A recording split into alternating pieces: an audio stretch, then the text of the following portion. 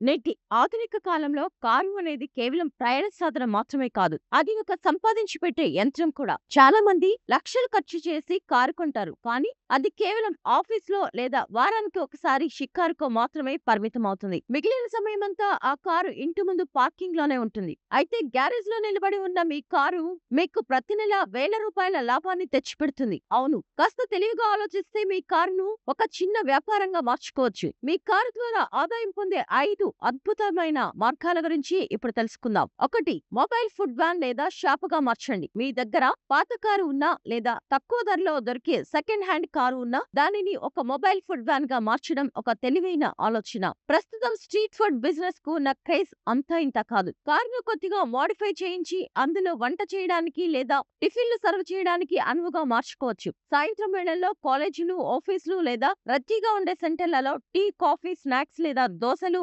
విక్రయించి భారీగా సంపాదించవచ్చు. కేవలం తిండి మాత్రమే కాదు, బట్టలు, బూట్లు లేదా తాజా కూరగాయలు కూడా కార్లో ఉంచి వీధి వీధికి తిరిగి విక్రయించడం ద్వారా మంచి లాభాలు పొందవచ్చు. 2.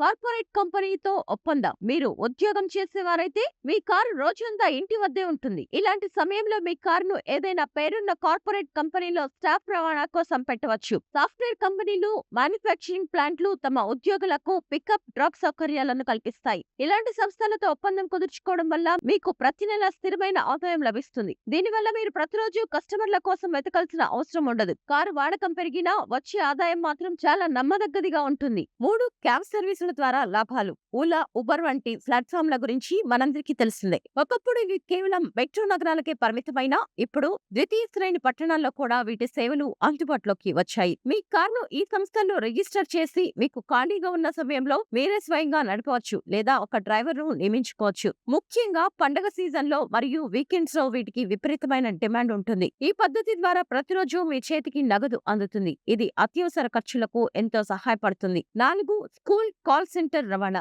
పట్టణాల్లో స్కూల్ పిల్లలకు సురక్షితంగా స్కూలుకు చేర్చడం, తిరిగి ఇంటికి తీసుకురావడం తల్లిదండ్రులకు పెద్ద సవాలుగా మారింది. మీరు ఏదైనా స్థానిక పాఠశాల లేదా అపార్ట్మెంట్ లోని తల్లిదండ్రులతో మాట్లాడి పిల్లలను రవాణా చేసే బాధ్యత తీసుకోవచ్చు. ఇది కేవలం ఉదయం, సాయంత్రం మాత్రమే ఉండే పని కాబట్టి మిగిలిన సమయాన్ని మీరు ఇతర పనులకు కేటాయించవచ్చు. అలాగే రాత్రి షిఫ్టులు నడిపే కాల్ సెంటర్ లో కూడా వాహనాల అవసరం ఎక్కువగా ఉంటుంది. అక్కడ కారును అటాచ్ చేయడం వల్ల రాత్రిపూట కూడా మీ కారు సంపాదించి పెడుతుంది. 5. రెంటల్ సర్వీస్ లేదా ఈవెంట్ బుకింగ్. మీరు కారును రోజు తిప్పడం ఇష్టం లేకపోతే దానిని అవసరమైన వారికి అద్దెకు ఇవ్వవచ్చు. ముఖ్యంగా పెళ్లిళ్ల సీజన్ లో మంచి డిమాండ్ ఉన్న లగ్జరీ లేదా తెల్లటి కార్లకు విపరీతమైన గిరాకీ ఉంటుంది. పెళ్లిళ్లు, రాజకీయ సభలు లేదా సినిమా షూటింగ్ల కోసం కార్లను అద్దెకు తీసుకునే ఏజెన్సీలు చాలా ఉంటాయి. గ్రామీణ ప్రాంతాల్లో కూడా దూర ప్రయాణాలకు కార్లను అద్దెకు తీసుకునే అలవాటు ఎక్కువ.